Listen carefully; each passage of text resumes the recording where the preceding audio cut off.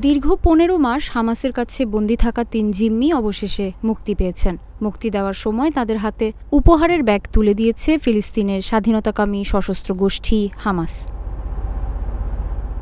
স্থানীয় গণমাধ্যমগুলোর বরাত দিয়ে ভারতীয় সংবাদ মাধ্যম এনডিটিভি জানিয়েছে, উপহারের ব্যাগে জিম্মিদের বন্দী থাকা অবস্থার ছবি, গাজার ছবি ও একটি শংসাপত্র ছিল বলে জানা গেছে। একটি ভিডিও চিত্রে দেখা গেছে উপহারের ব্যাগ হাতে নিয়ে হাসি মুখে দাঁড়িয়ে আছেন ৩ জিম্মি।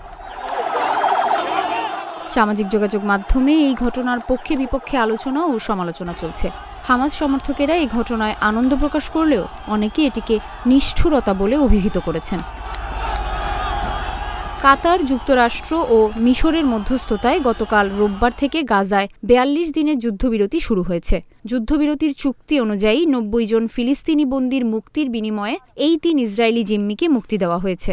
মুক্তি পাওয়া ৩ জিম্মি হলেন ২৮ বছর বয়সী এমিলি দামারি, ২৪ বছর বয়সী রোমি গোনেন এবং ৩১ বছর বয়সী ডোরন স্টেইনব্রেচার। মুক্তি পাওয়ার পর তাদের চোখে মুখে আনন্দাশ্রু দেখা গেছে। তাদের বরণ করে নেওয়ার জন্য বহু ইসরায়েলি রাস্তার পাশে সারিবদ্ধভাবে দাঁড়িয়েছিল। ইসরায়েলি কর্তৃপক্ষ জানিয়েছে, মুক্তি পাওয়া জিম্মিদের আপাতত কয়েকদিন হাসপাতালে রাখা হবে। দীর্ঘ বন্দী দশার জন্য তাদের চিকিৎসা প্রয়োজন।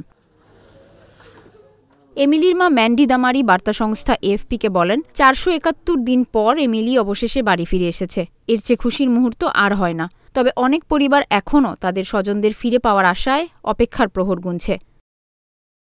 স্টেইনব্রেচারের পরিবার এক বিবৃতিতে বলেছে, হামাসের বন্দিদশায় ৪৭১ দিন বেঁচে থাকা আমাদের বীর ডোডো আজ আমাদের কাছে ফিরে এসছে।